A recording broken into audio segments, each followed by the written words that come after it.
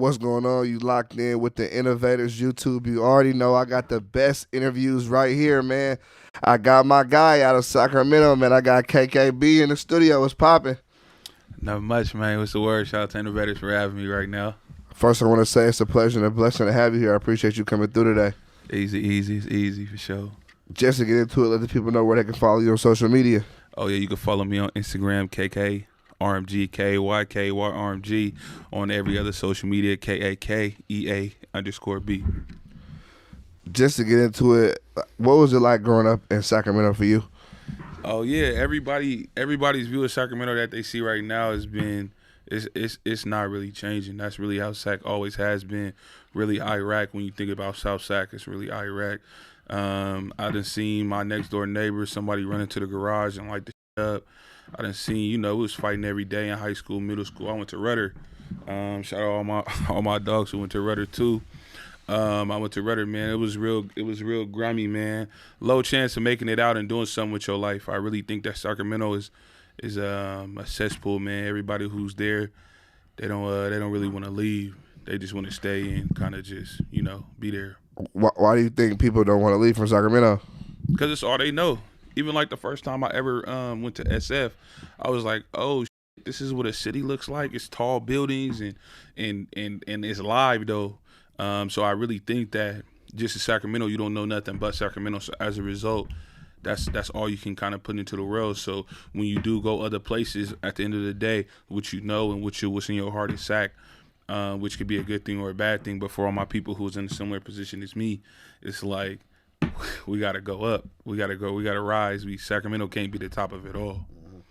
Nah, I understand what you mean. I think just in general, like, people got to have the desire to, you feel me, see outside the city too, though. Facts. When you get stuck in, it's really a cycle, man. It boils down, to the cycle of poverty. We all, when you broke, it's so hard it's so much harder to get money than it is to look forward to having something. It's much easier to just stay broke, man. Honestly. Can you talk about like how you grew up? Was your parents around? What was that like? Oh yeah, so my dad is actually a Los Angeles native.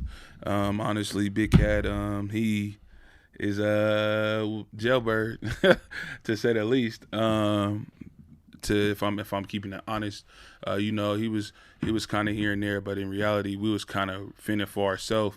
My mom was out in the streets doing what she do, so it was really just 9 of us, just kind of just hashing it out, trying to figure it out. Trying to make a way.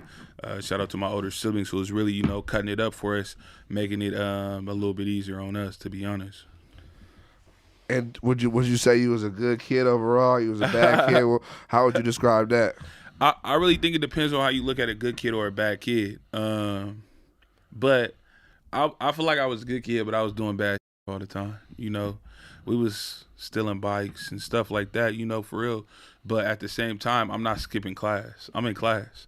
I'm finna learn for sure. I always been like trying to learn something new. So they might be like, oh, we skipping. Oh, nah, not me. I'm cool. I'm in there. You feel me? I'm finna get this A. I do gotta ask you this though. You feel me? Sac got a lot of politics. Yeah. Is that something you've always stayed out? You've been in it? Like, yeah. What's your take on that? Nah, I'm for surely. I'm me. To put it frankly, I'm me. That's it. Sac is politics filled, but I really just stayed to myself. Honestly, that's how I got to the position I was. Was it hard for you to do that though? You feel me? You know how easy you could get sucked into that. You feel me? And I feel like as my dad as a gangbanger, it would have been real easy for me to just choose to be like, yeah, I'm doing this. Yeah. And just in Sac in general, there's so many cliques up. In high school, it's either you join the clique or you don't. You know what I'm saying? Or somebody gonna try to fight you or beat you up. At that time, now everybody's shooting. It's a little bit different. But I really do think it was a lot of motion to move through and decide like, nah, that's not for me. Y'all got it though. You know what I'm saying? I respect y'all hustle, y'all grind, y'all do it that way. I'm gonna rock my way this way. Nah, I got you on that. Cause sometimes I was thinking at first I started to see how Sac was. I'm like, man, is it possible for a nigga to not be involved? But I've met some niggas that wasn't involved like that. Yeah. And you feel me? another example, a nigga that, you feel me, doing this thing, you feel me, and didn't have to get involved in shit. Yeah. And even in my music, I'm not no politicking nigga. I'm not finna put nobody's shit down or side with somebody because that's not me though. I'm not. Yeah. You know, I did this with my own grind, my own way, for real. Do you think Sac would be as big as it is without that though? Without the politics? Without the dissing, without the politics? I don't think so. I think a lot of the rap in Sac is based in that. You know, and it's some very talented artists in Sac. And they use it as their pedestal. That's their way up, which is okay for them if they in the politics. If it's fuck this person or, you know, fuck that person, because that's what you live every single day, then that's what you're going to rap about. I rap about my life every single day. So how am I going to tell you not to rap about your life every day if you sliding on ops every single day? If it's fuck these niggas every single day, if you pissing on niggas' graves, if that's what you're doing, then that's what you rap about. And if you're talented, you're going to make it work. Nah, real shit. So let's talk about you and like getting into music. How did that happen? I kind of always dabbled a little bit. I just be kind of fucking around, just rapping. I got some old shit that's trash, real. Don't even go listen to it. But dabbling, dropping verses though. But my dog Isaac, he was like, I was telling him, bro, take your business serious. He was like, all right, then you got to take rap serious. And I was like, you know, iron sharpens iron at the end of the day. So then from there, I was like, for sure. Then my dog Dsteez, he was like, nigga, what the fuck? Why you sound like that? Type shit on some shit like, he was like, you don't sound like Sac, you sound different. He was like, bro, if you gonna do it, then just do this shit for real. Like you already got all the rest of your life already put together, so just run that shit up. And that's what I did. Yeah. And so like, was you making? You were making music for like a long time, just wasn't taking it serious, or you like at what point do you feel like you started to take it serious? I'm probably like a year in right now. Got you, taking it serious. And you've been on a good run though. You've been on a good run for sure. Yeah, they fuck with me a little bit. You've been on a good run. Talk about like your new track you just dropped with Nef. Like, how did that come about? Honestly, I'm not gonna lie, it was an accident. One of my boys, CEO Red Devil, man, he be trying to act like my manager, you know, in a good way though. Yeah. In a good way, he be just hitting niggas like, hey, my boy, he rapping shit. You know what I'm saying? Go fuck with him. He be sending me hella like, you know, hella little artists and shit like that. So Nef, he hit him. Nef followed me instantly. I hit him. I was like, oh, what's up? We lined it straight up. Yeah. We went to Davis and shot that shit. Yeah. And on the tennis courts. Yeah, I've seen that. You feel me? We just made it work, and that shit was tight though. Yeah. Nef, that was a great person to work with. He did really good work. Yeah, you got some shit with my guy Goldie. Oh, my dog. That's my dog. We got two. We got one in the chamber too, waiting to let it out. Goldie is raw, man. I really like working with him too. I saw the video also with Mac J. Y'all was on the basketball. I thought that video was hella funny because like in the B-roll y'all was acting like y'all was coaching out there. I thought that shit was funny as fuck, but I like that though. I liked it though. Yeah. Mac J, Sacramento artist, you know, so that was definitely something I felt like I had to lock in. And just, you know, there's mutual connections. I met him and some of his people, and they was like, oh, I already seen your stuff on Instagram and stuff like that. So it's stuff like that really hits when you working with people and they're like, oh, I already know who you are type of thing. That just tell me at least I'm doing a little bit of something for sure. What has been some of the ups and downs you faced so far just in this, and since you've been taking it seriously in your journey, what have been some of the ups and downs? I'm not gonna lie. Honestly, this shit is, as everybody always says, this shit is so fake, bro. Everybody, the people, like, you know, when you work with somebody and then you're like, oh, yep, all right, for sure. They're gonna be like, get at me later. All right, for sure. You call them. Beep, beep, beep. You don't get no answer. Stuff like that. You know, stuff like that really does happen.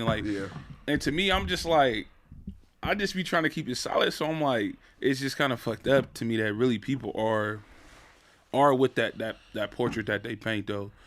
Sometimes it's really, really fake. It's a little falsified, and everybody has their own agenda though. You know, I think some of the ups are, I kind of have a slightly different fan base than most of the people in Sac because I went to college, so a lot of the college people at UC Davis, they really mess with me really tough, you know what I'm saying? So I think that is just a little slightly different bump. So I had them on my side, and then now I'm in Sac, and now some of the Sac people are like, oh, we know who you are. So it's a little bit of a mix of both of that. What was it like for you, like going to college and, you feel me, like we just seen each other today. You and Sigma was at the thing. I was like, oh shit, that's bro right here. You feel me?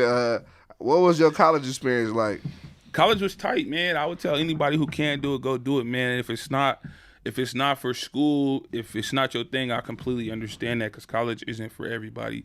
But I do also want to say, like, when I was in college, I'm going to Sac and picking up the boys. Like, hey, let's go to Davis. Like, it's a party out there. I know y'all is on whatever time out here, but we could go out there and have some fun. So I think it was a way for me to. I think that was very important in my growth as a person.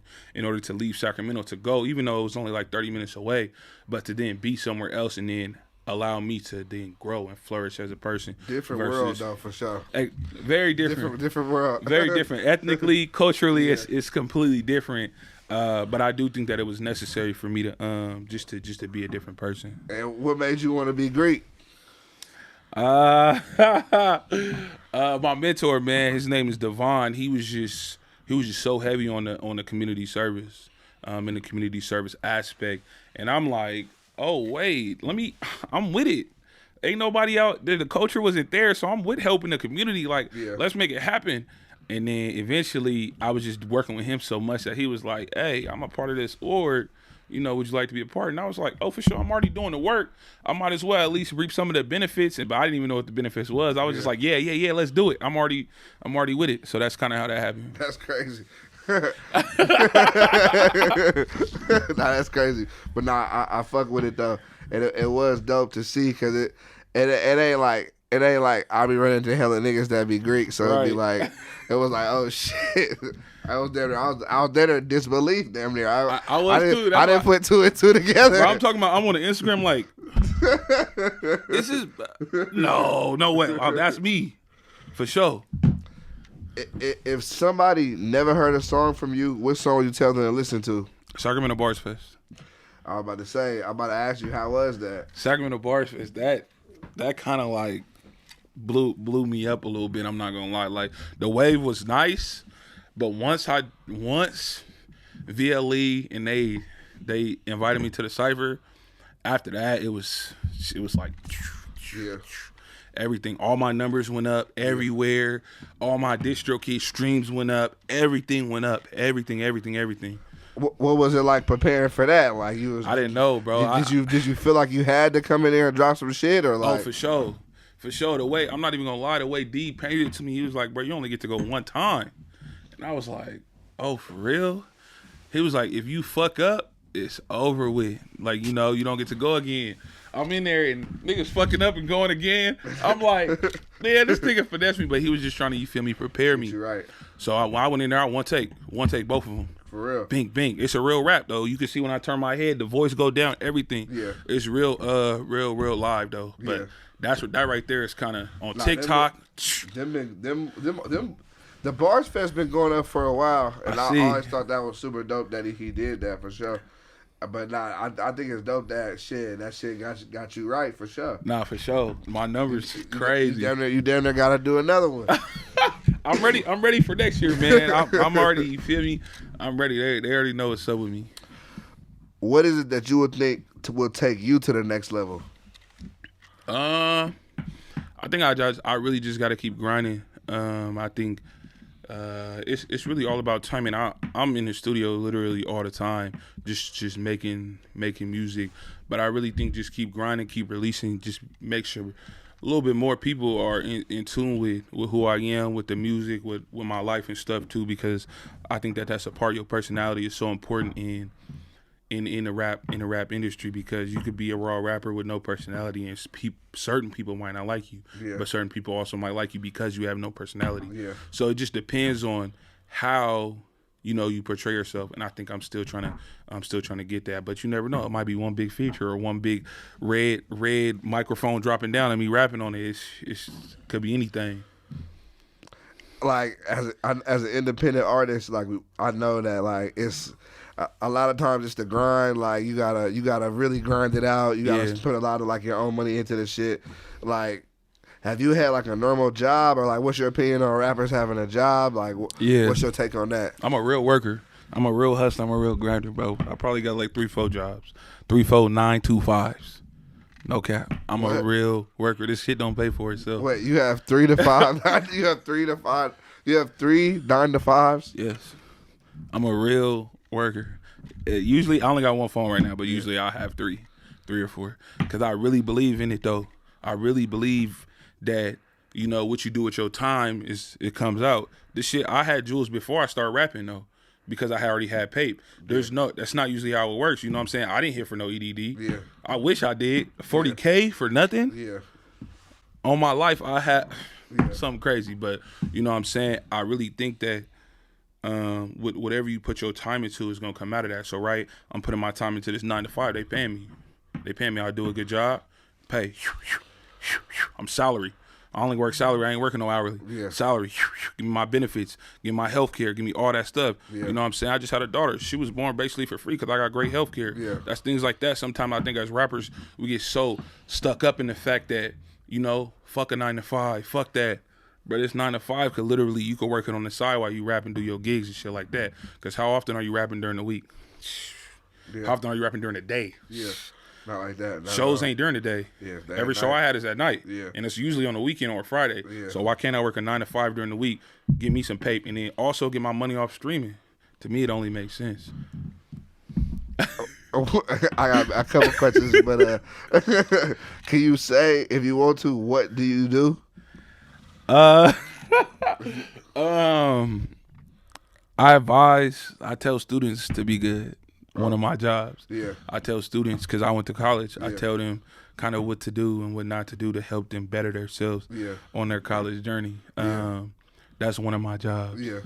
Another one of my jobs is I design. So I design like flyers and stuff like that. Yeah. Full-time graphic design job. Yeah. So I really started designing because I wanted to make my own cover art because I didn't want to pay nobody. So as a result, that turned into a job. That's a 9 to 5 that I really don't have to worry about because I already have the skill. Yeah. So yeah. That's raw. That's actually super raw. I think I ain't gonna lie. I fuck with it though, and I think I do feel that because I always be thinking like when you're coming up as an artist and you like where are you getting your pay from? You either getting it out the streets, come on, or you getting it. You gonna have a job, like or you gonna be broke, or you gonna be broke. But it, like you said though, the 9 to 5 has been so like distant. Niggas don't want to. It's having a 9 to 5 has had such a bad connotation, but I'm like, that's facts. You can't knock a nigga for getting an honest dollar. Come on, man. It's demonized almost. Like you have, damn, nigga, you working 9 to 5, nigga. What the fuck? All right, bro. When this check come religiously every time, I'm not worrying about going to jail. Yeah. I'm not. Shout out to all my niggas trapping. Yeah. Shout out to all my niggas in the street. I'm not worried about it because I'm working it. At the end of the year, I'm doing my taxes. Yeah. And they paying me. Yeah.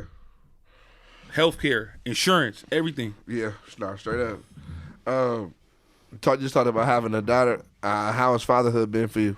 It's great, man. I'm not gonna lie. It's unexpectedly good to me though. Why is that? Just because, like, you know, having so many siblings, I like raised a lot of my, you know, my younger siblings and stuff like that. But when you have like, you know, a baby to yourself, my daughter is just like, you know, my pride and joy for real. It's kind of like everything I do, I just think about her, you know, and especially like me kind of growing up, I ain't no dads for real. Ain't no dads to look at to be like, this is a good dad. This dude is a good dad. I know he's a good dad. That's not it. So as a result, I'm making sure that I'm a good dad for my daughter because who else have I seen do it? You know, for real. Because none of my boys really got a dad. I don't really got a dad. You know what I'm saying? Or at least, you know what I'm saying? Nobody got a good dad. So it's honestly just opened my eyes to really make sure that I do everything, you know, for her type shit. Nah, I fuck with that. And I'm glad that you switching up from what you experienced. You feel me? Which I think is super important. How do you feel fatherhood has changed you? I took a little break from music, not for real, but like at least releasing, just because I was just so focused on, you know, kind of being with her. And a lot of the stuff I do, I'm traveling. Yeah. I'm going up to NorCal to shoot with Nef, or I'm going up to NorCal to shoot with Mac J, or stuff like that. So I'm traveling. I can't really travel with the baby. Yeah. You know, especially at a very, very young age. So I feel like it kind of took me away from music a little bit. Right now I'm coming right back though. But it was cool because like we said, that Sacramento Bars Festival was able to carry me to the point of right now I still got my little sauce. No, for sure. I think I fuck with what you saying, and I think shit, you gotta just keep dropping, staying in their face. You feel me? But of course, can't nobody knock you for taking the time to focus on your family and your daughter for sure. You married. Yeah. What made you want to get married? Because a lot of people not getting married nowadays. So what made you want to do that? You know, I don't knock those who don't believe in it or whatever, you know. But I think that it was very important for me especially before I even had a baby, to make sure I gave this girl my last name before I gave it to my daughter, or you know what I'm saying, my kid. If it would have been a boy, I definitely think it was super important to have gave her my last name before the kid. Just because I feel like there's an order of operations. You know, if I can for surely give my 100% self to you, then I can for surely give my 100% to my baby. You know, regardless of if we go through it or not, that bond is there to keep us together for the child. Nah, I respect it. I do want to ask you this though: is it hard to be an artist and be married? Yeah, it is, bro. It's 11 right now. It was hard for me to get out the house. Yeah. You know, she was with me right now before I got here. I'm saying. You know, and it was still kind of hard. You know, like I just said, shows are not at 4 p.m. Yeah. Shows are at 10 every night. So you know, sometimes it is hard to get out or even go to like club events where, you know, one of the homies is hosting and you like, oh yeah, I'm about to pop up with bro, because you know, people want you home. Yeah, nah, for sure. All right, you don't gotta tell me. I'm already knowing. I'm like, ooh wee. Yeah. I'm like, I don't know how she gonna feel about it. But I feel like she understands that you're an artist, so she gotta respect it for sure. She's very supportive. Who did your chains, man? They hit right now, man. Oh yeah. Shout out to my nigga Status Jewelers, man. Black man out here in LA, man. He's the fucking truth. Shout out to what's my dog name, man, in the Bay Ski. Shout out Mike Winters too, man. Yeah. But Status, he did both of these ones right here. Yeah. No, I rock with that for sure. What are some things that inspire you just on a day-to-day basis?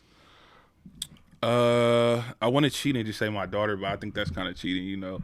But I just think that looking back at my life, kind of how we grew up, you know, my sister passed last year. That inspires me every day. Rest in peace. Things like that really just make me think, you know, and just write. And I like to listen to artists who be like saying shit though. Like I'm not talking about like conscious rap. I like the niggas who be saying shit that make you think, double entendres. Yeah. Like Casket, he be saying shit and I be like, fuck, that's what that nigga meant. Yeah. That shit like that inspires me to write better and be better with my pen. So as far as you, when you're recording, you don't punch in, you write down everything, or what? I do everything. Okay. I do everything. I punch in, I write. But I'm a writer first. I'll say I'm a writer first. But I for surely can punch in and freestyle. As far as the writing, though, do you have to keep writing in the studio? You got to write before you get there? You need to listen to the beat, marinate on it, write as you go? Like, what's that like? That's a good question. I really feel like I could write in any way, shape, or form. I don't like writing to not having a beat and then putting it on a beat, though. That's one thing I don't like, which is sometimes like prison rap, which when you could feel it, though. Yeah. You could feel it, but that's not necessary. I ain't been in jail, so, you know, it's a little bit different. I don't like writing before I hear a beat and then being like, oh, let me put this to this beat. That's not. I'll write when I hear that and I'll put it all together. I always thought that was some of the hardest shit in the world to do anyway. I think so. I agree. I always figure like, if you wrote that shit without the beat, how the fuck does it fit to the beat? Some niggas just rap and they put the beat behind it. Yeah, don't know. I still always feel like it'll just never hit the beat like it's supposed to hit though, because it wasn't made for it. I agree. No, I can't do that. That's a skill I ain't got. As far as your producers, any producers you rocking with specifically right now? Right now I'm fucking with Prodigal Garçons. They're from Los Angeles, man. They really I just go sit in the studio, they make the beat right in front of me, cook it. Hey, do you like this? Do you not like this? And they really just make it for me. Like literally around me, like, okay, we know you want to use this sound. And they challenge me a lot too, like, all right, I got a house song. You know house music. I got a house song. It's on the rocks, man. Yeah. It's on ice, but just making me do different shit. My boy Vino Beats, fuck with him real heavy. Recently, I've been really fucking with Young Echo from Fresno. Yeah, he been going crazy. And then Made by Jeff and Shelly. He been going crazy. Now, what went into you moving out of Sacramento and coming to LA? I think when I first moved to Davis, I was like, Sac, I'm never coming back. For I'm real? I'm not. That's how you felt? I did. My mom stayed there and everything. I was like, I'm never going back. You know, and I didn't really have a problem with moving because we just moved so much because we just evicted, homeless, all of these things, all these situations. So I never really had a problem with moving. But once I was in Davis, I was like, peace. Sac, I'll see you when I see you. And that's it. It was it was Davis to LA? Basically, yeah. I never went back and sat in Sac after I was in Davis. Damn. It never happened. I guess kind of I'm just well after I moved to cause I went to Northridge out here, and after I went to Northridge, I never moved back to the Bay. Never had no intention to though. To be honest, I don't think I'll ever move back to Sac. I don't think, you know, I like it as a vacation place. In that type of sense, pop in, pop out when I want because it's just. To me, it's just dumb, man. And especially if you got popping, or if you're not even popping, but if you got some paid, you got a 9 to 5, and they paying you $100K. Niggas are like, that nigga's working hard. Let's go fucking get him. It doesn't make sense. Yeah. You hit 20K on Instagram, that nigga's popping right now. Let's go fucking get him. And it's just like, to me, it doesn't make sense, bro. How are you mad that this man worked his hard-earned job and bought himself a Rolex, and now you think you are entitled to that man's Rolex though? Yeah. You know what I'm saying? It's fucked up. It is, and that's the situation. And you know, robbers got to eat too, though. So at the end of the day, why would I put myself in harm's way? Just for no reason. No, for sure. Shit, can't nobody knock you for wanting to be in a better environment for yourself. Exactly. Do you feel though, just in general, that people should move away from where they're from at some point? I think at some point, just to experience something different, and even if you choose to go back, because you might go somewhere and you might not like it, or you might go somewhere and be like, damn, I really appreciate where I'm from, you know, like, so, and then go back. Sacramento specifically, I don't know, man. Maybe if you move to like Natomas or Deep Elk Grove or out the way, not the South, not the Heights, you feel me? Nah, I feel you for sure. I think I feel like niggas only move into certain areas of Sac if they have no clue what's going on out there. Because if you know what's going on, you gonna be very cautious about where you decide to lay your head at. You feel me? Yeah, that's true. You ain't trying to move to the trenches. You not. And you know, it's white people moving in though, and they don't know. Gentrification. They don't know. But they come in and they damn near feel. I feel like a lot of times they be getting the pass. Like a nigga be still quick to rob another nigga before he want to go fuck with them. That's what I'm saying, bro. I was in the P the other day, just driving through. It's people walking their dog and all. I'm like, bro, I used to live in that house. Come on, like right there, it's just sick. That's crazy for sure. Do you have any advice for someone who's trying to get into making music? What would you tell them? I would honestly say make sure your pockets is right. I think that's the most important thing because everybody wants to charge you for everything. You want a video? You gotta pay. You want some studio time? Oh, you gotta pay. You want cover art? Oh, you gotta pay. Oh, you want this verse from that dude who's popping right now? You gotta pay. Yeah. You have to pay for everything, you know.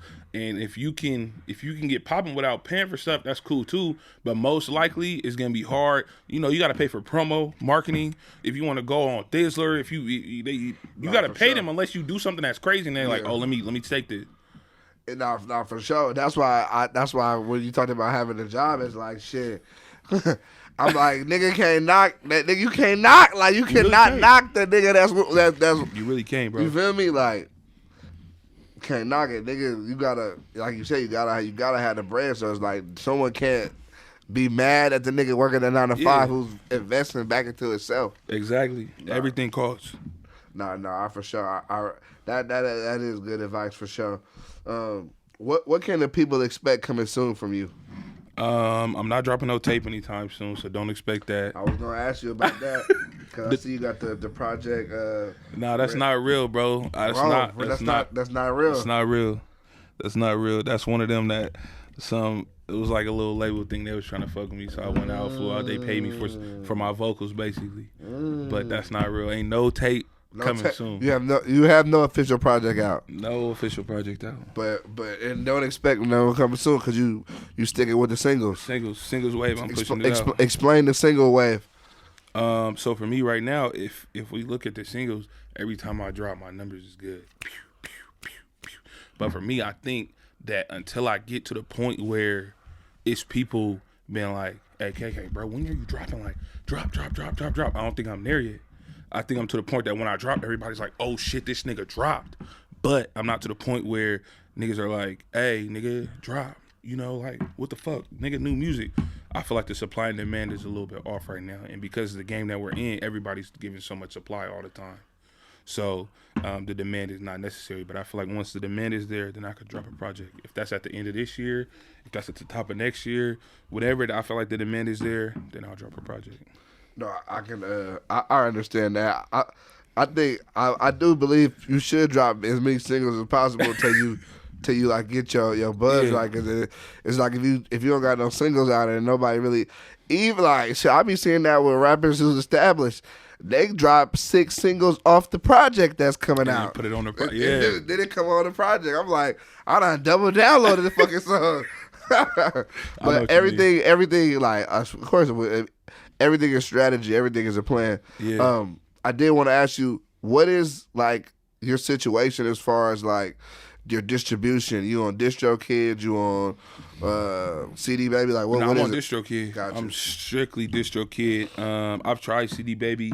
It's cool, but DistroKid, I have my shit up the next day. It'll have my single up the next day. It'll have my lyrics up in 3 days. Yeah. Stuff like that. It's just super, super easy to use. And then I've never used their promotion actually, or none of their marketing, but their releasing is just hella fast. Was it somebody that like broke it down to you, or how did you even know to fuck with DistroKid and even? I think I just was lucky, bro.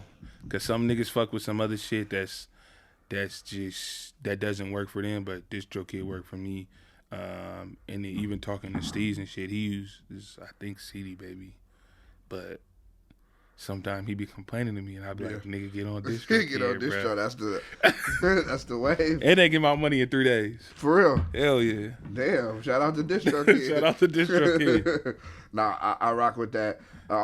Is there like to learn? Well, how have you found for you've learned the music business the best? Has it been just through trial and error? Like you've been researching shit? Like how have you been figuring that aspect out? I think a little bit of both. I'm real big on researching, looking stuff up, YouTubing videos or stuff like that.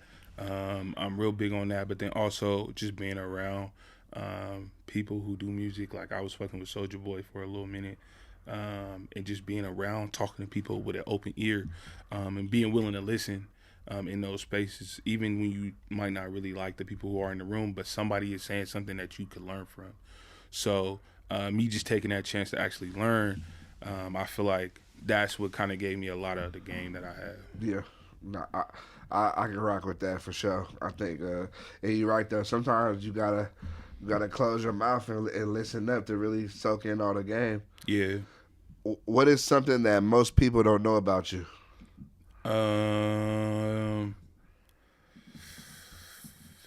That's a good one, man. I don't know. I'm a big shoe collector. For real? Yeah. What's your dopest pair of shoes you got? Damn, dopest. Top three. Top 3. Ben & Jerry's. Classics. Ben & Jerry Dunks. I got the red boots. For real? I got those. That's crazy. How many times have you actually worn those? Twice, and I probably won't ever wear them again. They fire though. You feel me? They not that hard to take off. Niggas is capping though. Yeah, it's cap. You do need help though. I will say that. Then probably my third is probably the mochas. I got those on right now. Mochas for sure. Is there anybody that you want to work with, or who do you want to work with in the future? If you could pick somebody. That is a great question. Anybody, or are we talking about like in the area? Like, you feel me? Like, I'd say I don't want to limit you, so anybody. Probably Jeezy.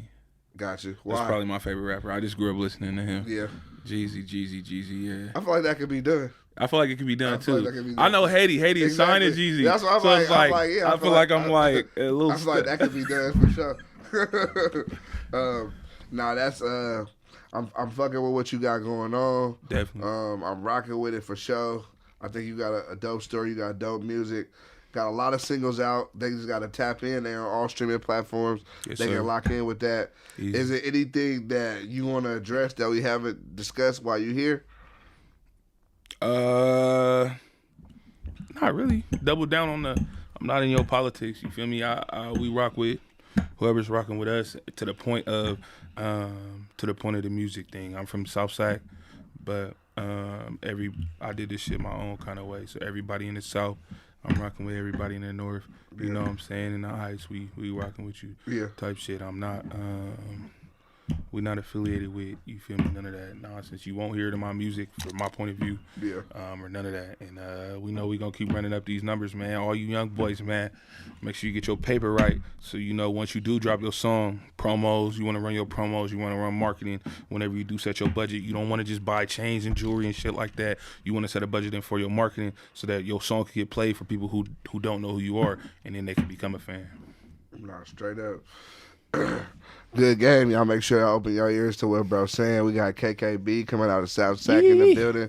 Y'all make sure to check out a lot of new music. Got a new single out with Nef, new music out with Goldie, Kato, Mac J. I mean, the list can keep going on. The boy shit. Whoever you looking for, I'm sure he working with him. Kakea B in the building. You locked in with the Innovators. Dope interview on the way. I appreciate you pulling up. GC.